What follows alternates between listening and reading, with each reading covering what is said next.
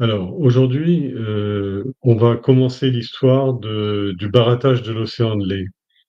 Cette histoire est un récit très important qu'on trouve chez les bouddhistes, chez les jains, chez les hindous, et c'est un des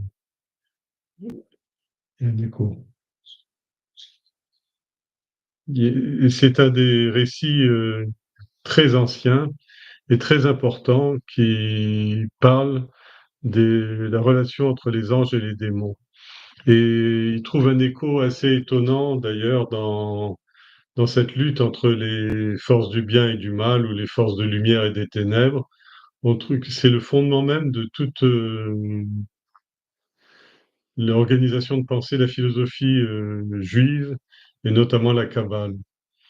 Et c'est donc une des approches que l'on va avoir aujourd'hui, et ça durera 5 épisodes différents, et ça raconte comment les... Ça raconte bien entendu ce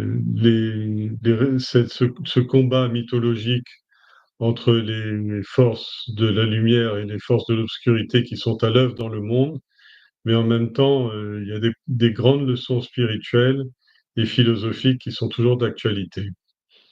Alors, avant de commencer, j'ai mis sur les textes qu'on va étudier un petit préambule.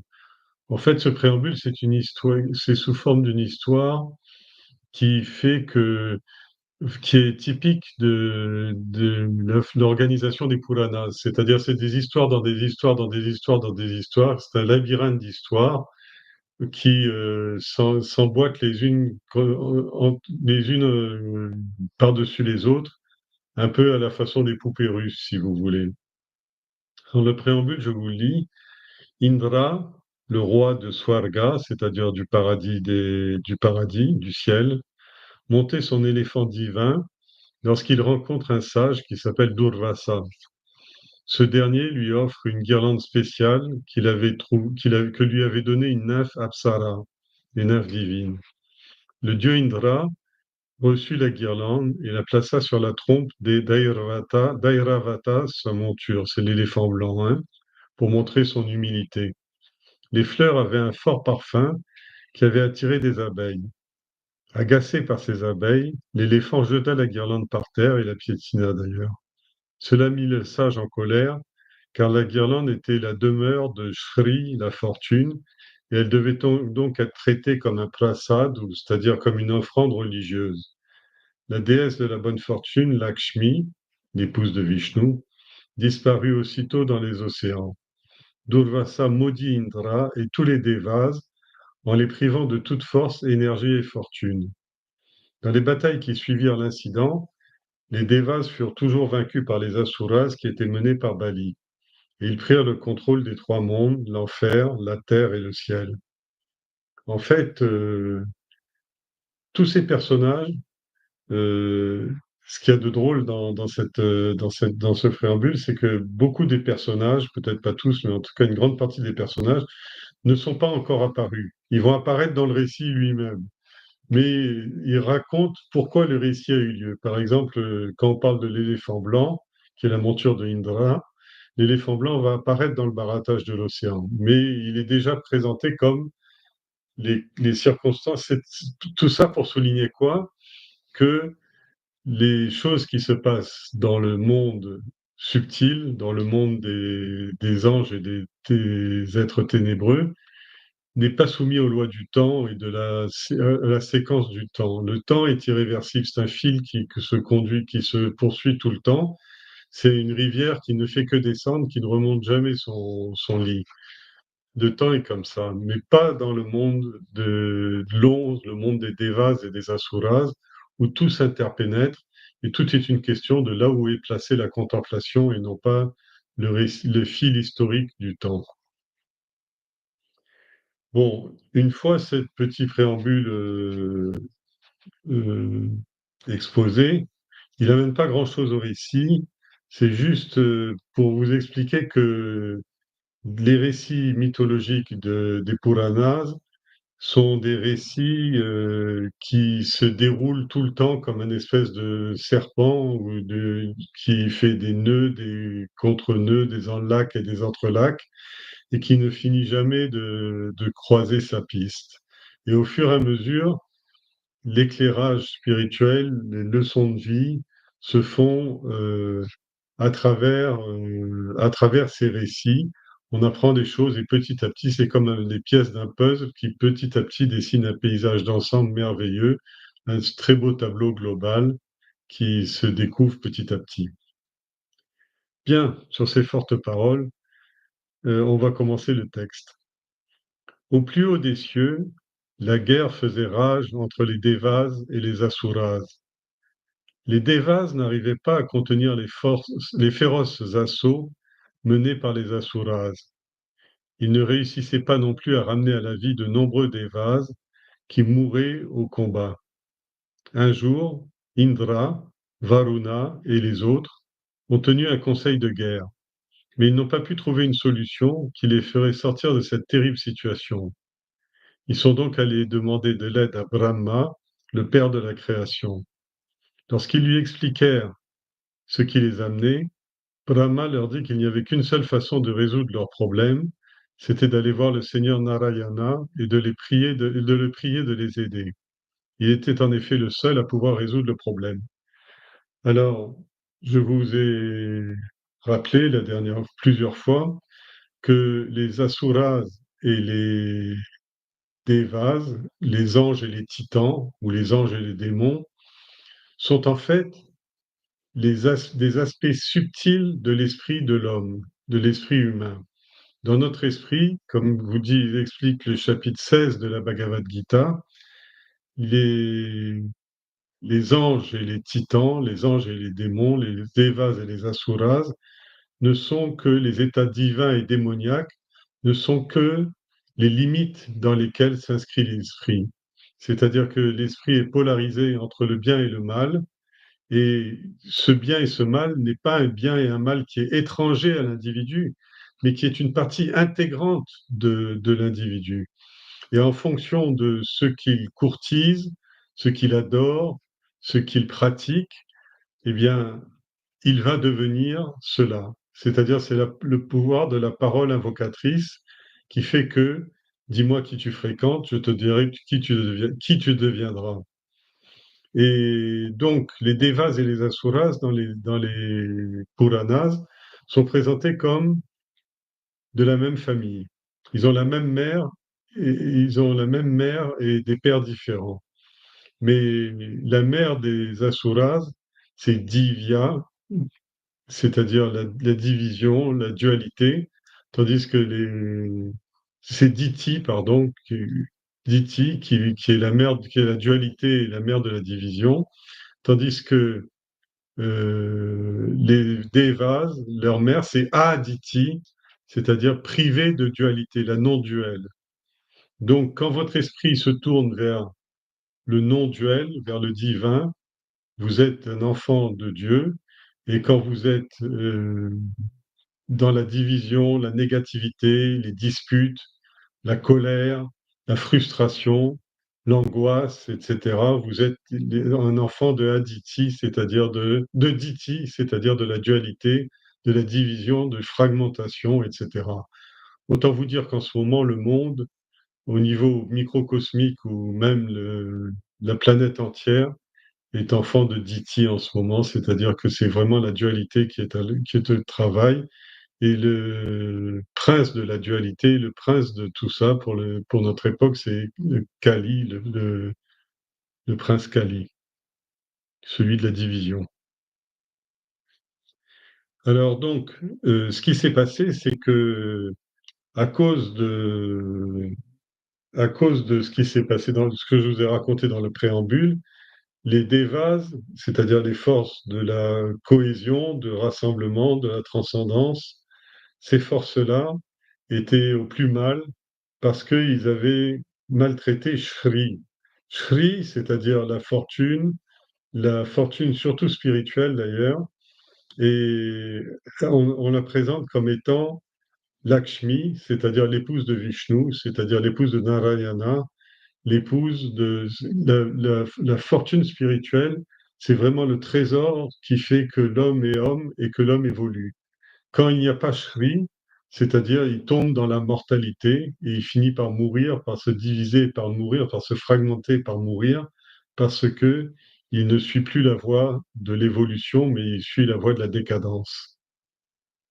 Et alors, Durvasa avait maudit Indra et tous les Devas, les privant de leur énergie et leur fortune. Par contre, les autres, les Asuras, ils avaient comme gourou un maître qui les réussissait à les ressusciter. Euh, on ne va pas rentrer dans tous les détails, mais ce maître, c'est Vénus, la planète Vénus. Alors, donc, les Devas commencent à perdre leur pouvoir et les trois mondes sont dominés. Les trois mondes, c'est le monde souterrain, le Pataloka, c'est-à-dire que l'enfer, la terre et aussi le ciel, les Devaloka, qui sont dans le grand mantra Bhur Bhuva Swaha. Alors, oui. C'est très grave quand les dévas perdent leur pouvoir parce que le monde tombe dans le chaos et la destruction et vraiment le monde est polarisé. C'est pas neutre. Ce que l'on fait dans la Terre, rien de ce qu'on fait n'est neutre. C'est-à-dire tout va soit dans le sens de l'évolution, soit tombe dans la décadence et le laisser aller et la perte de contrôle sur sa propre nature. Donc, le plan divin consiste à éveiller de plus en plus sa sensibilité, éveiller de plus en plus sa compréhension des autres, éveiller de plus en plus son aspiration vers le sattvique, le purement sattvique, c'est-à-dire ce qui est bon, ce qui est pur, ce qui est grand, ce qui est noble, ce qui est large et ce qui est généreux. Alors, quand ils sont dans cette terrible situation où les démons dominent, eh bien, le monde n'avance plus. Et ils vont voir le Créateur en lui disant qu'ils peuvent plus faire leur travail et que le monde part à sa perte. Alors le Créateur dit, il peut rien faire parce que entre les forces du bien et du mal, le monde est tout le temps en train d'osciller entre ces deux pôles et il peut rien faire. Donc il dit, la seule façon, c'est le Seigneur Narayana. Narayana veut dire l'archétype de l'humanité qui est polarisé, comme je dis, vers l'éveil à la conscience et à la vie, et de demander à ce Narayana de l'aider, parce que c'est le seul à pouvoir résoudre le problème. Ça va? Alors, mais il leur donne le conseil, Brahma leur donne le conseil, mais il fait plus que leur donner le conseil, il les accompagne, c'est-à-dire il accompagne leur démarche vis-à-vis de Narayana. Brahma, le créateur, et les Devas entreprirent donc d'aller ensemble à la rencontre du Seigneur Tout-Puissant. Mais où aller pour rencontrer le Seigneur Tout-Puissant? Peut-être, je ne sais pas si c'est au Groenland ou si c'est peut-être en Alaska ou peut-être dans la forêt amazonienne. Non, il n'y a pas de lieu. En fait, quand on parle de Brahma et les Devas, c'est-à-dire les bonnes tendances et la volonté de création du monde, d'évolution du monde, la volonté d'évoluer, ils vont à la rencontre du Seigneur Tout-Puissant. Pour le contacter, Brahma a commencé à chanter sa gloire, puis quand il est apparu, il lui a demandé de prendre pitié des Devas. C'est-à-dire que quand vous voulez une évolution spirituelle, la première chose, c'est l'invocation. L'invocation du suprême, vous pouvez l'appeler Dieu, vous pouvez refuser la notion de Dieu et l'appeler le non manifesté, ou Brahman, ou Atman, quelle que soit la chose, mais vous utilisez un nom support, un nom pivot qui vous permet d'effectuer votre invocation. Et quand l'invocation est faite, à ce moment-là, la présence divine commence à se faire sentir. parce que on a appelé à l'espace le plus haut de la création, et même au-delà de la création. Alors Brahma, le créateur, a commencé par chanter la gloire de Narayana, puis quand il est apparu, il lui a demandé de prendre pitié des Devas, de prendre pitié des forces du bien, des forces de lumière.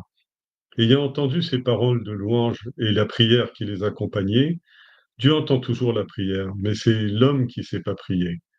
Narayana apparut devant eux et leur dit: Je sais comment nous pouvons réaliser ce que vous souhaitez tant, c'est-à-dire cette immortalité, atteindre l'immortalité. Amrita veut dire la réalisation spirituelle, la réalisation absolue. Je pense que j'ai fait un petit renvoi sur la symbolique.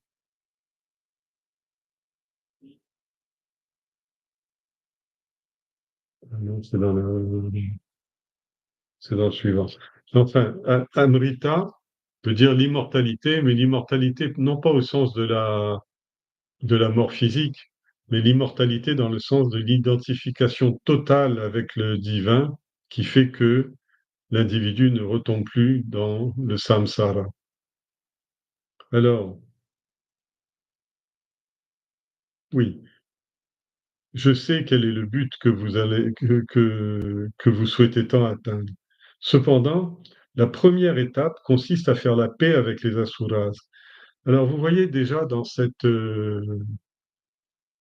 récit, sans arrêt, vous allez avoir des conseils peuvent s'appliquer à vous et qui peuvent s'appliquer au monde en général, quelle que soit l'époque, quel que soit le temps.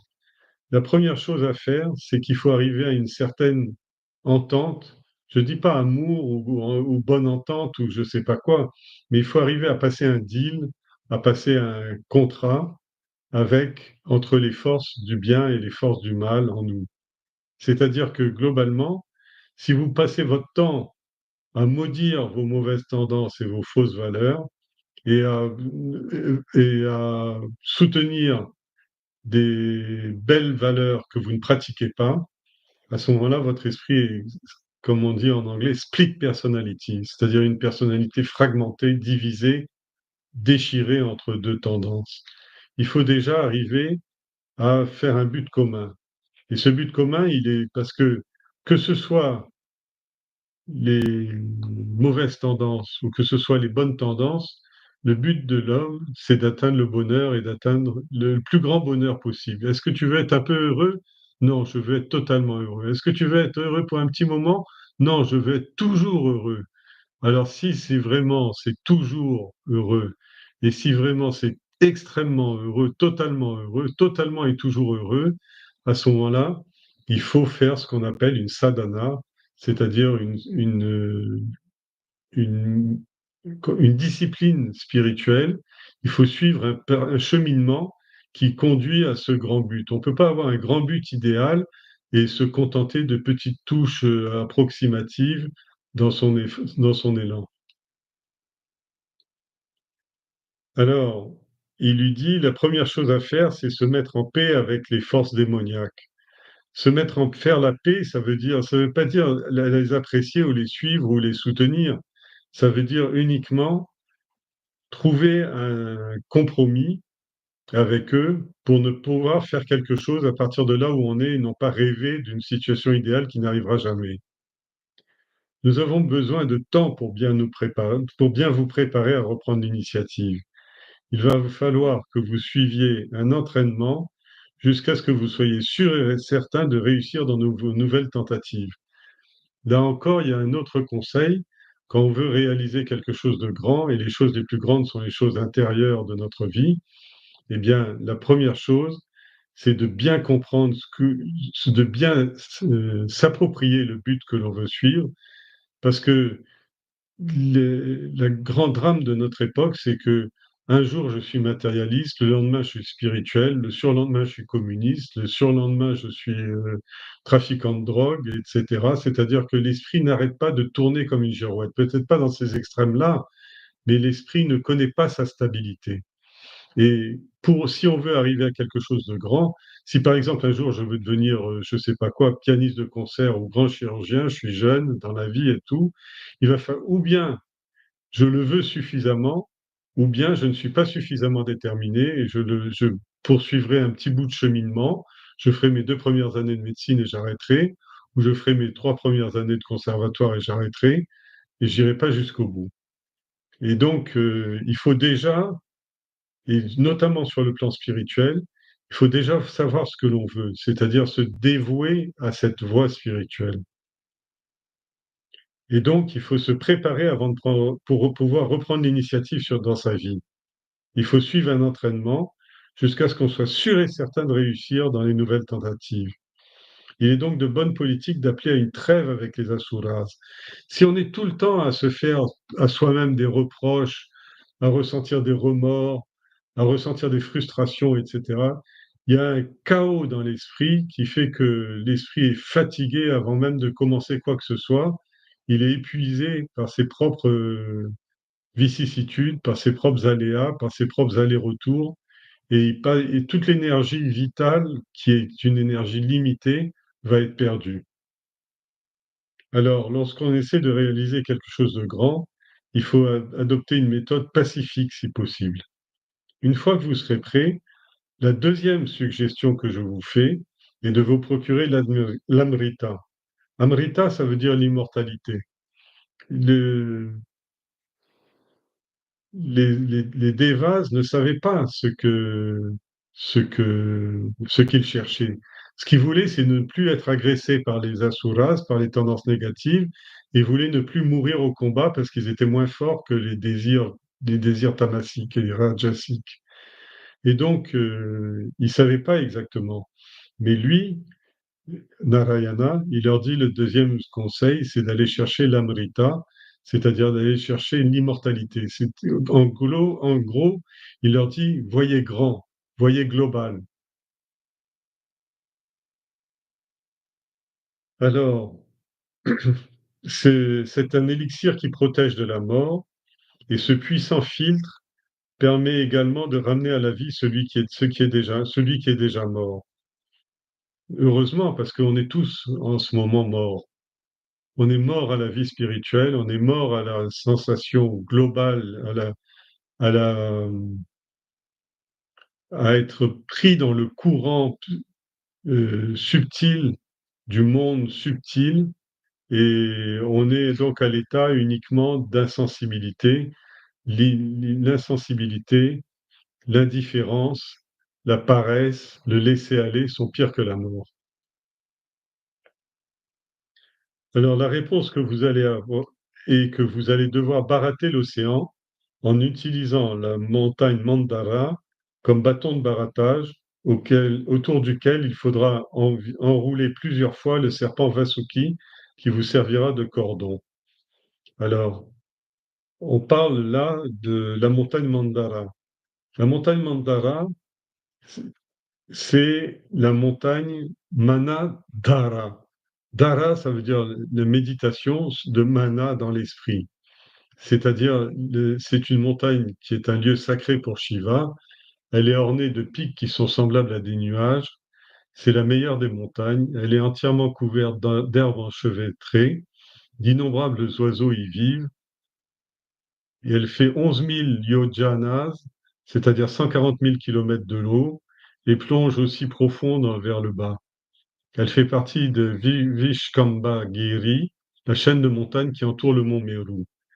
Hiranyakashipu, le démon, y a pratiqué ses grandes austérités. Elle fut jadis utilisée comme pivot pour barater l'océan de lait, mais Hari, c'est-à-dire Vishnu, dut d'abord demander à Garuda de la transporter sur son dos jusqu'à la mer de lait, et là, de peur qu'elle ne sombre, il dut aussi la soutenir sous la forme de Kurma Avatar. C'est le petit. On va voir tout ça plus en détail, mais c'est une petite note que j'avais fait. Et oui, donc la réponse est que vous allez devoir barater l'océan en utilisant la montagne Mandara comme bâton de barattage. On va s'arrêter sur cette question de barattage. C'est un geste très sacré et un rituel très sacré qui permet de faire jaillir la crème du lait, le nectar, la crème du lait, l'élixir du lait. Et c'est la même façon que pour le harani, où cette fois-ci on fait le feu. C'est-à-dire qu'on prend un bâton, on tourne 3 fois et demi une corde autour et on tire sur les 2 côtés et dans les 2 cas, le frottement, va provoquer un résultat. Et alors, ce frottement, de quel frottement s'agit-il? Il s'agit du frottement des idées. Tous les jours, il y a la bagarre entre les tendances, les bonnes tendances et les mauvaises tendances. Le fait de discipliner l'esprit fait que chacun de ces, au lieu que ce soit de la foire d'empoigne et du petit crépage de chignon et du tirage de cheveux dans mon esprit, je connais mes tendances négatives, je connais mes tendances positives, je mets de l'ordre dans tout ça et j'essaye de les faire travailler ensemble à un but commun qui s'appelle ma propre évolution. Alors, c'est pour ça que il a dit, je vous conseille d'aller vers l'immortalité, je vous conseille d'aller vers la réalisation spirituelle. Mais le gros problème qui va se poser tout de suite à vous, c'est de savoir, oui, d'accord, bien sûr que je veux être quelqu'un de très bien, bien sûr que je veux transcender les problèmes de la vie et de la mort, mais comment m'y prendre? Qu'est-ce qu'il faut faire? Ça, je sais moins bien. J'ai bien une idée, il faut être bon, il faut être gentil, faut aider tout le monde, etc., mais j'y arrive pas. En fait, je passe plus de temps à perdre mon temps qu'à l'utiliser. Alors il dit, il faut de la discipline. Et dans cette discipline, il faut laisser la place aux tendances négatives. Il ne faut pas chercher à les combattre tout de suite, mais il faut chercher à les retourner. Exactement comme par exemple, vous avez une rivière en crue. Si vous mettez un barrage de cette rivière en crue, vous vous précipitez, vous mettez un truc pour barrer le chemin à l'eau. L'eau va passer des deux côtés, au-dessus, en dessous, etc., va s'infiltrer de partout. La seule façon de gérer les inondations, par exemple pendant les cyclones, etc., c'est de réussir à détourner le flux, c'est-à-dire à l'amener dans une direction donnée. C'est ce que l'homme fait tout le temps avec les grands fleuves comme le Nil, etc. C'est-à-dire au lieu qu'il se précipite directement dans sa direction, on fait des canaux de dérivation, on fait une organisation qu'on appelle l'hydrographie, et on obtient des milliers, des millions de kilomètres de terres cultivables de cette façon-là. Donc, il ne faut pas chercher à contrer les forces qui sont en nous, et c'est pas directement le combat entre les forces positives et les forces négatives qui compte, et c'est la façon dont je prends les différentes composantes de ma personnalité et j'essaye d'en faire un outil d'évolution, un outil qui va être au service de ce que je veux faire de ma vie. Et c'est une grande décision qu'il faut prendre. Donc la réponse, c'est de barater l'océan. Barater veut dire quoi? Confrontation des idées, confrontation de ce qu'il y a de bien en moi et de ce qu'il y a de mal en moi. Oui, je suis comme ça, mais je suis capable de faire ceci. Et si, et dans ces élans, etc., je peux le faire. Par exemple, je suis quelqu'un qui est très dynamique sur le plan physique, mais qui est paresseux sur le plan intellectuel ou indifférent sur le plan émotionnel. Eh bien, il faut que je réussisse à prendre une partie de mon énergie physique, que je réussisse à l'orienter, à insuffler de l'énergie dans mes émotions, insuffler de l'énergie dans mon intellect, de façon à pouvoir réharmoniser, rééquilibrer ma personnalité, ne plus être dans l'action aveugle, mais dans une action orientée et au service d'une grande cause. Alors donc, il va falloir confronter les idées, il faudra barater cet océan. Quel est cet océan? L'océan, c'est le monde. J'avais eu une belle question cette semaine sur le monde causal, c'est-à-dire le monde de, de la potentialité. On résume notre monde, un monde grossier, et on paraît très intelligent quand on commence à dire il y a aussi, à côté du monde grossier, il y a un monde subtil. Oui, il y a un monde subtil, mais il y a aussi un monde très subtil. Le monde subtil, c'est le monde de la parole, le monde de la pensée. Le monde très subtil, c'est celui du sommeil profond, c'est celui de la méditation, et c'est celui dans lequel tout le plan est écrit, c'est l'ADN de la manifestation. C'est le codage de la manifestation, comme un programme informatique. Dès qu'on met le courant, le programme s'applique et l'image apparaît, par exemple, devant vous alors que vous êtes à 10 000 kilomètres de moi. Et donc, euh, oui, le barattage, il se fait de façon très coordonnée. Et pour barater l'océan, c'est l'océan du potentiel. Quand on veut créer quelque chose, ça veut dire faire apparaître quelque chose qui n'existait pas encore. Donc, utiliser le potentiel. Par exemple, dans une bonbonne d'oxygène, il y a du feu qui est contenu. Mais si je suis un soudeur, je sais allumer le bec de gaz, je sais mélanger les gaz et j'ai une flamme qui monte à 3000, 4000 degrés d'une bonbonne de liquide froid, glacial. Et en fer, je me retrouve avec du feu capable de souder et de faire fondre des plaques de métal. Donc, c'est l'utilisation du potentiel. Ce potentiel, il est représenté ici par l'océan de lait. L'océan de lait, ça veut dire le monde entier des possibilités. Dans ce monde entier des possibilités, la création, l'évolution se fait en invoquant avec de la méthode des choses. Et quel est le serpent qui est utilisé, Vasuki? Le serpent, c'est le fil de la pensée. C'est-à-dire la pensée est tiraillée entre les forces positives et négatives, et de cette confrontation va surgir autre chose. C'est pas là une autre pensée, c'est autre chose qui va surgir, c'est un autre événement. Tout comme dans le Harani, je vous parlais du feu, on tire sur les cordons du bois qui frottent sur la sciure ou le bois tendre. Et au fur et à mesure, les choses vont se réchauffer. À un moment, des gerbes d'étincelles jaillissent parce que du frottement des idées naît les choses.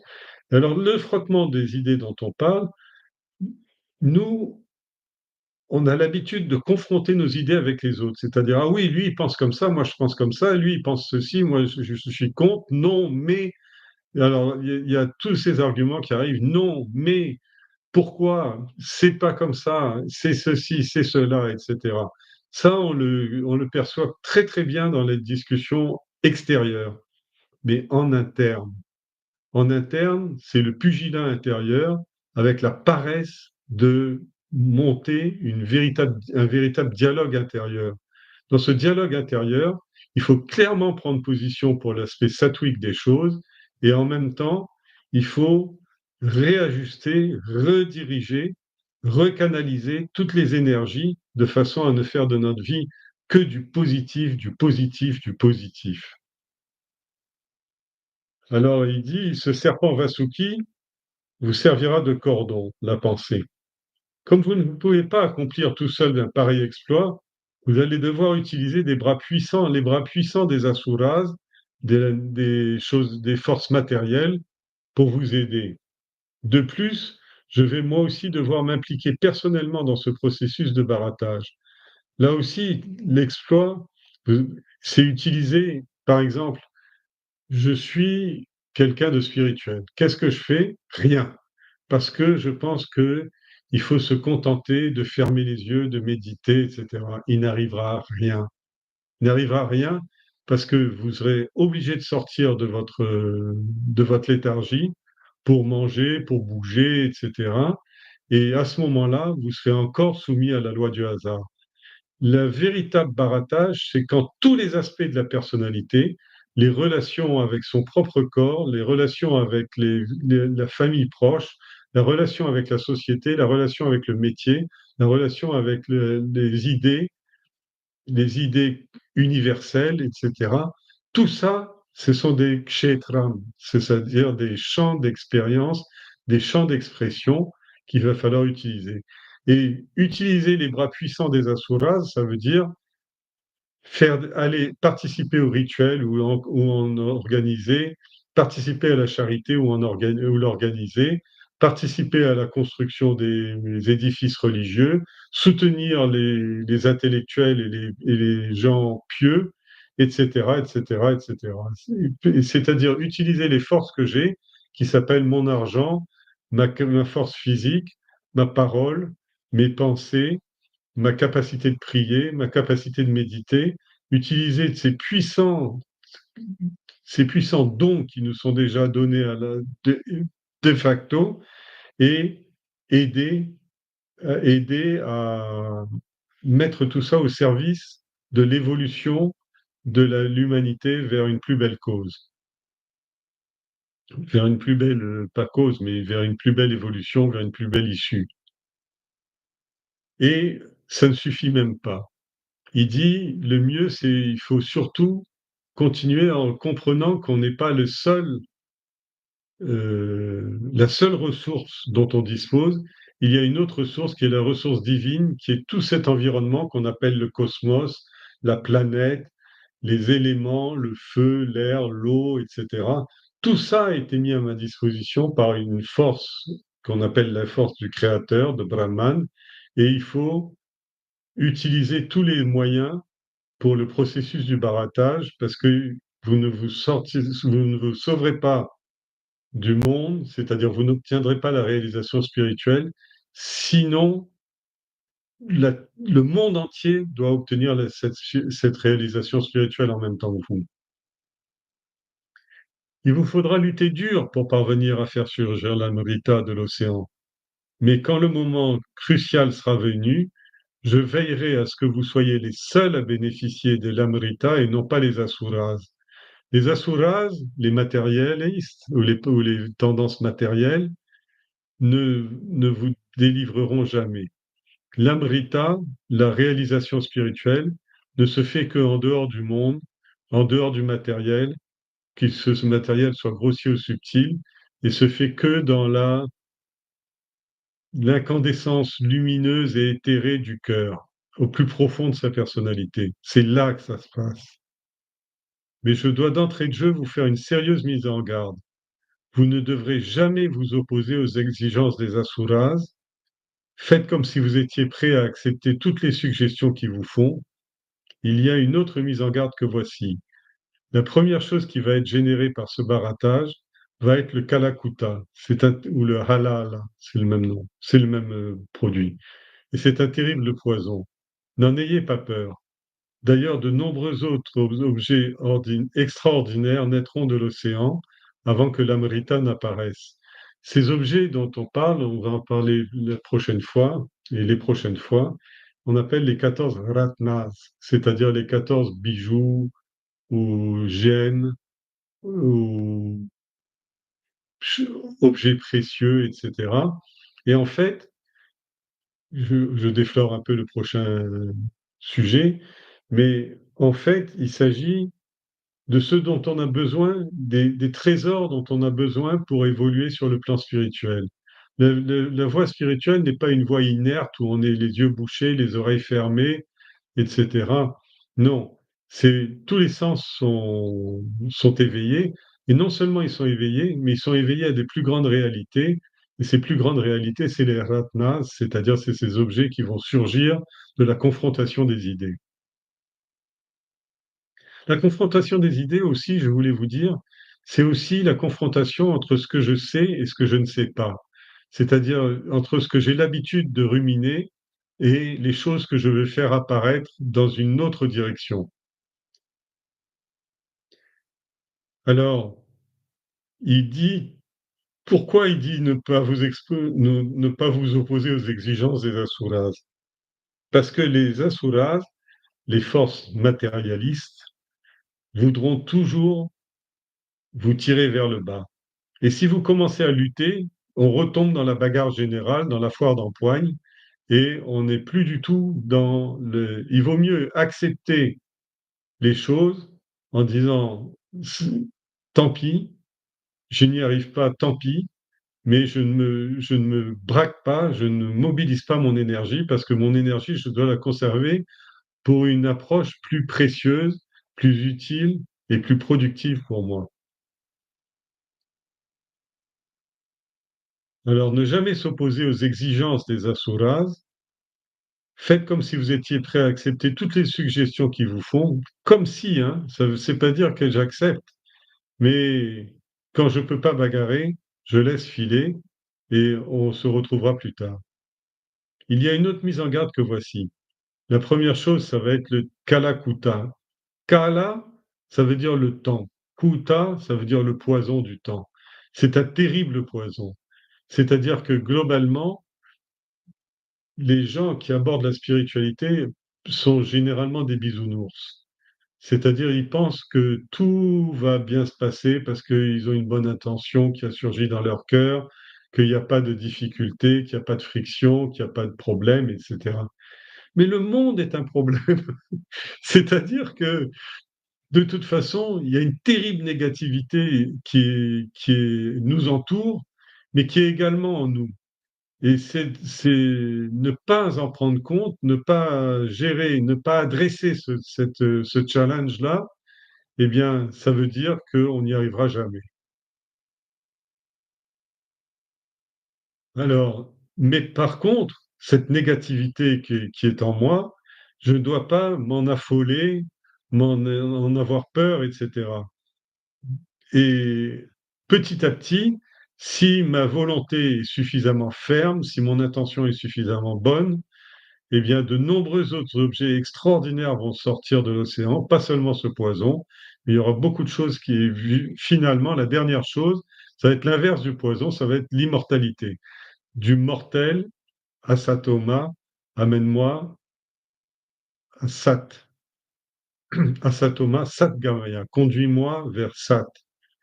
Alors, tout ce baratage, Narayana est en train d'expliquer que c'est Asatoma Sadgamaya, Tamasoma Jyotirgamaya, de l'obscurité, conduis-moi vers la lumière. Mrityorma Amrita Gamaya, de la mortalité, conduis-moi à l'état d'immortel. Vous répétez ce mantra, vous l'avez déjà répété des milliers de fois, et chaque satsang, on le répète. Pourquoi? Parce que en fait, ce baratage ce mantra décrit tout le sens spirituel de la vie. Asatoma, de l'inexistence, l'indifférence, amène-moi à Satgamaya, à être vivant, à être présent, à être Tamasoma, de l'indifférence, Jyotirgamaya, et de l'obscurité de l'indifférence, amène-moi à la brillance de mon intelligence. Mrityorma, de ma vie où je ne fais que redouter la mort alors que je suis déjà mort, conduis-moi à l'immortalité qui est sur un autre plan, qui se situe sur un autre plan, mais qui compense et qui va remplacer celui-là. Alors, ne convoitez aucun des objets spirituels, c'est-à-dire les siddhis, là, il est la mise en garde, c'est-à-dire d'avoir un pouvoir spirituel comme marcher sur l'eau, prévoir l'avenir, découvrir les pensées cachées des gens, etc. Alors tout ça, ça c'est un peu magique, mais il y a aussi la fierté de pouvoir voyager dans l'esprit, dans des sphères éthérées, etc., ressentir les choses dans la méditation, etc. C'est bon, mais essayez pas de revendiquer ça. La seule revendication que vous devez maintenir tout le temps, c'est je veux m'affranchir de l'horreur de la mort et de la mort et de la hein, samsara, l'océan du cycle des naissances et des morts. Alors, votre objectif, donc, est Amrita. Tout le reste est sans importance. C'est exactement ce que je viens de vous expliquer. Maintenant, allez faire la paix avec Bali et commencez votre travail. Alors, cette petite indication-là, je m'y suis arrêté parce que Bali, c'est vraiment, c'est pour vous expliquer la nature de ce que sont les asuras, les hommes, les matérialistes. Bali C'est le petit-fils de Prahlada. Vous vous rappelez l'histoire de Narasimha avec le dévot de Krishna, Vishnu, qui s'appelait Prahlada. Eh bien, Prahlada a été maître des Asuras, alors que c'est un grand dévot de Vishnu et que c'était un grand sage et il est, il a fait son travail. Et comme dans la Bible, on entend Lucifer, c'est-à-dire celui qui est fait de lumière, mais qui est le prince des démons. Eh bien, là aussi, ces démons et ces princes des démons, il a parlé de Varuna aussi tout à l'heure, et la Prahlada, ce sont des grandes personnes. Alors, je vous ai juste fait cette référence pour vous situer le niveau de la personne. Il a été élevé par son grand-père, qui lui a enseigné la vertu et la dévotion. Il lui a succédé et il a régné en tant que roi des Asuras, roi des démons, roi des titans, dans la paix et la prospérité. Ensuite, il a étendu son royaume et il a pris le monde entier sous son règne bienveillant. Il a même conquis le ciel au détriment des Devas et des Indras, qui étaient devenus impuissants à cause de la malédiction. Les Devas demandèrent alors à Vishnu de restaurer leur légitime contrôle du ciel. Au ciel, Bali, sur les conseils de son gourou, Shukra Acharya, Shukra, ça veut dire Vénus, a commencé le sacrifice du cheval pour maintenir son règne sur les trois mondes. Et bon, je vous laisse la suite parce que c'est pas directement avec le récit, on va trop s'égarer. Et vous pourrez la lire. C'est-à-dire que il a été conquis uniquement par Vishnu, par son aspect de l'avatar de Vamana, c'est-à-dire de nain. Alors, maintenant, allez faire la paix avec ce grand Bali et commencez votre travail. C'est-à-dire, Bali, tout comme dans le Mahabharata, euh, vous avez le grand Bhishma, qui est le grand-oncle, le grand sage, etc. Il est dans le camp des méchants. Eh bien, Bali, il est dans le camp des Asuras, c'est-à-dire il est dans le camp des matérialistes, mais ça ne l'empêche pas, ça ne veut pas dire que lui-même est un matérialiste. Il est matérialiste d'une certaine façon, mais il a dévoué entièrement son action sur la matière au divin. Le Seigneur disparut et les Devas, toujours guidés par Brahma, sont retournés dans leur demeure, c'est-à-dire au paradis. Bali, ah voilà, il était le fils de Virochana et le petit-fils de Prahlada. Les Devas, conduits par des Indras, se rendirent au palais de Bali. En voyant les Devas arriver, les serviteurs de Bali, c'est-à-dire les Asuras, leurs ennemis mortels, se préparèrent à aller attaquer les Devas. Mais Bali arriva sur les lieux et leur a dit qu'ils devaient s'abstenir de tout acte irréfléchi. Indra fut donc conduit avec tous les honneurs à la cour de Bali, à la cour des démons, et là, le monarque Asura lui demanda ce qu'il pouvait faire pour divertir son invité de marque. Indra, se souvenant des paroles du seigneur Narayana, lui parla avec beaucoup de douceur. Son attitude fut pleine de tact et ses paroles étaient convaincantes. Il a expliqué à Bali, quand on parle de ce tact, de ces paroles convaincantes, de cette attitude douce, de cette attitude compréhensive, etc., c'est celle que l'on doit avoir dans notre esprit vis-à-vis de nos tendances négatives.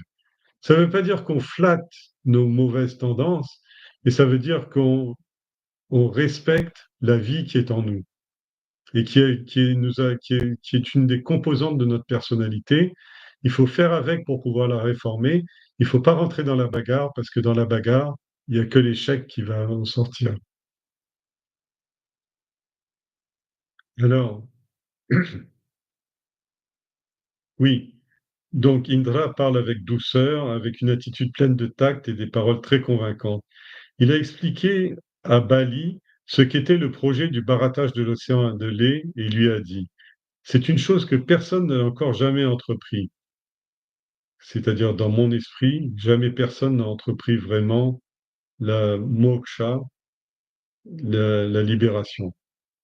Ne nous battons pas et observons pendant un moment une trêve amicale et une attitude amicale entre nous, une trêve et une attitude amicale entre nous.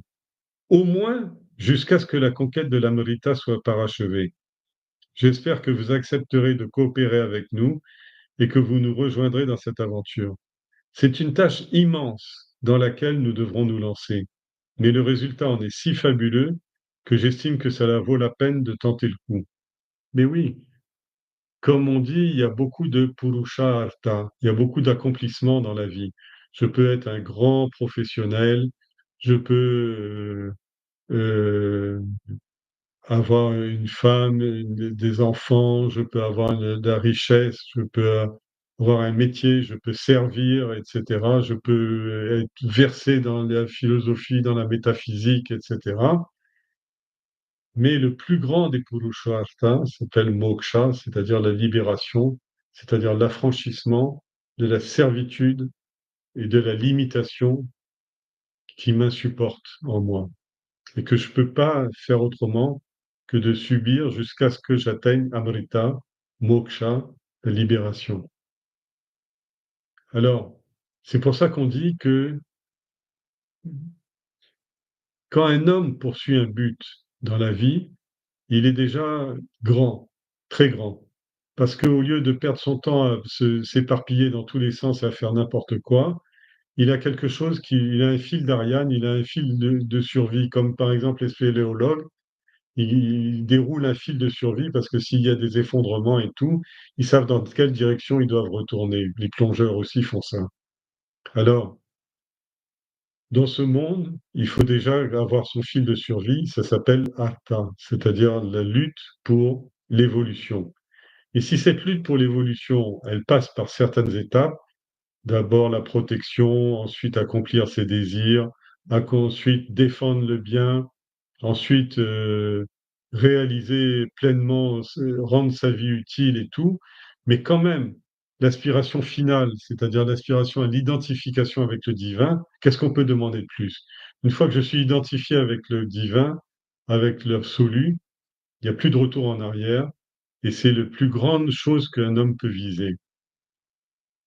Alors, c'est pour ça que Indra parle à Bali, parce que c'est deux grands personnages, et surtout Bali. Et Bali, il lui dit, c'est des choses que personne n'a jamais entrepris. Beaucoup en parlent, personne ne se lance vraiment. Ne nous battons pas, observons une trêve. Bali a accueilli favorablement la proposition de tenter le coup, tout comme ses pairs, Shambhara, Arishtanemi et les Tripuras. Alors, c'est des très grands démons, on ne va pas rentrer dans mes chèques. Si vous voulez, tout comme dans... Il y a l'histoire de tous les anges, les archanges, etc. Il y a l'histoire de tous les grands asuras. À commencer, vous avez connu Prahlada, le fils de Hiranyakashipu. Hiranyakashipu lui-même était le gardien de Vishnu. Prahlada, son fils. Là maintenant, son arrière-petit-fils, son petit-fils, pardon, Bali, était un grand personnage aussi. Alors, Bali a accueilli favorablement la proposition, tout comme ses pairs, on a cité les noms. Alors, ils décidèrent d'oublier pour un instant leur inimitié. Ils allaient lutter ensemble pour la conquête de l'Amrita. Tout le monde était très enthousiaste. Les Asuras arrachèrent la montagne Mantara de la terre avec leurs bras puissants. Les Devas et les Asuras la portèrent ensuite. Alors, une fois que le pacte est scellé, tout de suite, ils se mettent au travail. Le premier travail, ils vont arracher la montagne Mantara parce que Vishnu avait demandé ça. Mantara, ça veut dire mana, l'esprit, Tara, c'est-à-dire la méditation dans l'esprit. La première chose, le premier outil dont on a besoin si on veut quelque chose, c'est la pratique spirituelle, c'est-à-dire la confrontation des idées, qui n'est pas véritablement la méditation contemplative, mais c'est la méditation active, celle qui met en perspective toutes les pensées contradictoires qui jaillissent dans l'esprit. Alors, ils arrivent à arracher la montagne, à la renverser, la mettre la tête en bas, et avec les bras puissants des Devas et Asuras, c'est surtout les Asuras qui ont réussi à arracher la montagne. Et ils l'emportaient ensemble jusqu'au bord de la mer. Mais elle était trop lourde pour eux, ils ne pouvaient pas avancer. et la firent tomber. Un certain nombre de Devas et d'Asuras en ont été écrasés. Et avant qu'ils aient pu se remettre de l'effet démobilisateur de cet accident, Hari apparut. Alors, Hari, je vous ai dit, c'est l'aspect air de Vishnu, c'est-à-dire dans air et espace de Vishnu, c'est-à-dire l'aspect le plus élevé de Vishnu. Pour ça, il est symbolisé comme arrivant toujours debout ou assis, mais généralement debout sur son aigle Garuda, c'est-à-dire, vous voyez, l'apparition il y a une méditation qui est très connue chez les yogis, qui consiste à imaginer un ciel pur, bleu, blanc, bleu pur, pas blanc, bleu pur, sans une tache, sans un nuage, sans rien, et visualiser cet esprit pur. Vous pouvez le faire là, mais on peut le faire ensemble quelques secondes. C'est-à-dire une fois qu'est bien visualisé le ciel pur et vierge de toute pollution, de tout nuage et tout d'un coup, au loin, très loin, mon esprit, mes yeux commencent à voir, ou les yeux de mon esprit commencent à voir un léger petit point noir. Et ce petit point noir grossit, se stabilise et tout. Et quand il s'approche, alors je vois que c'est un oiseau. Et l'oiseau continue de planer, d'avancer dans ce ciel pur et tout. Et je vois que c'est un aigle. Et cet aigle, il porte Vishnu. Et après, vous pouvez continuer la visualisation ou pas. Mais uniquement, il faut comprendre que cet oiseau, cet aigle Garuda, c'est le Vahana, c'est-à-dire c'est la monture, c'est le véhicule qui permet de passer du non manifesté au manifesté, et inversement. Et donc celui qui arrive, il s'appelle Hari. Hari, c'est le nom que Arjuna donne tout le temps à Krishna dans la Bhagavad Gita. Hari parce que tu es la victoire, tu es la victoire au combat de cette vie. Cette vie est un long combat pour établir la spiritualité. Et la spiritualité à son niveau le plus haut, c'est ce point qui est Hari sur son aigle au plus firmament de mon esprit. Alors, quand la montagne a été renversée par les anges et les démons, Hari est apparu. Il a soulevé la montagne et Garuda l'a amené jusqu'au bord de l'océan. Les Devas ont ensuite convaincu Vasuki qu'il rendrait service aux Asuras en devenant la corde qui s'enroulerait autour de la montagne pendant le barattage. Alors, et ont promis à Vasuki qu'il aurait sa part d'Amrita. Alors, je pense que j'ai fait sur Vasuki. J'ai pas fait la. Je regarde si j'ai la référence de Vasuki. Oui. Vasuki, dont on parle là, j'aurais dû le mettre dans le premier, pas dans le deuxième. Vasuki, c'est le roi des Nagas. Les Nagas, c'est des créatures divines qui sont moitié hommes, moitié serpents. Et en même temps, dans presque toutes les civilisations, on voit ça, y compris même dans les contes européens, où ces serpents qui gardent les trésors de pierres précieuses, etc. Alors c'est les Nagas, la cité des Nagas. Et donc Vasuki est le roi des Nagas et c'est en même temps le serpent de Shiva. Et c'est un être, c'est un Asura. Les Nagas font partie de la famille des Asuras. Il est décrit avec une pierre précieuse qu'on appelle Nagamani. Mani veut dire le joyau des Nagas sur la tête. Shesha, sur lequel repose Vishnu, et son frère aîné, et Manasa, la pensée, et sa sœur Naga. Dans l'iconographie, il est représenté enroulé autour du cou de Shiva ou enroulé autour du lingam. Dans le bouddhisme, oui, Vasuki vient assister au sermon de Gautama et protège les êtres éveillés et les autres rois Nagas.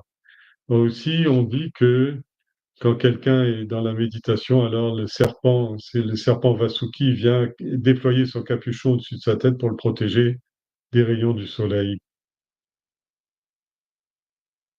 Alors, c'est donc ce serpent qui est, qui accepte un rôle.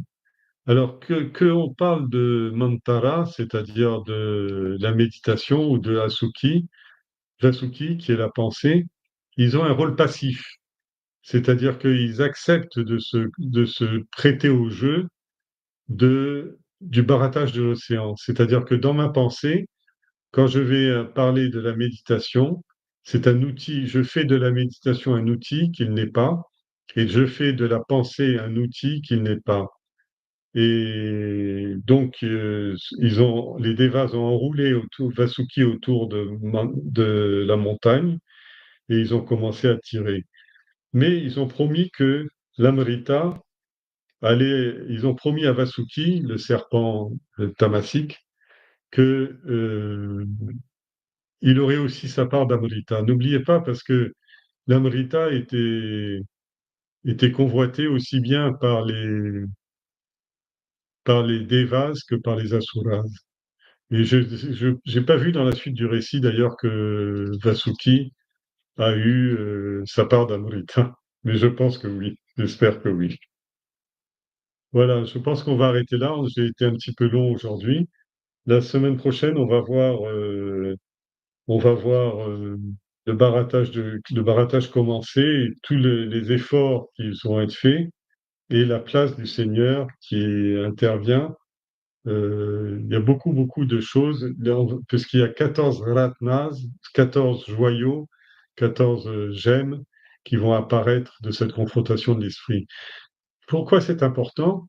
Parce que globalement, c'est pas je m'assois dans la méditation et j'arrive à mes fins, c'est-à-dire à la libération, à la délivrance de moksha, la libération de moksha, d'un seul coup.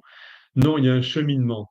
Et dans ce cheminement, le monde ne change pas, mais des aspects du monde subtil vont s'ouvrir et des outils subtils vont apparaître au fur et à mesure. C'est ce qu'on va voir la prochaine fois.